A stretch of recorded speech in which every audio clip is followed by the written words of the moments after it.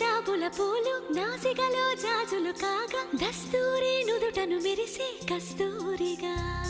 నీలేఖల అక్షరమాల నా మెడలో హారం కాగా చేరాతలు నా తల రాతను మార్చంగా నువ్వు రాసిన ఈ ఉత్తరమే నా మనసుకు అర్థంగా నువ్వు చేసిన ఈ సంతకమే మన ప్రేమకు పసుపు కుంకుమ అర్థంగా గంగా నిజంగా నువ్వే నాలో సగభాగంగా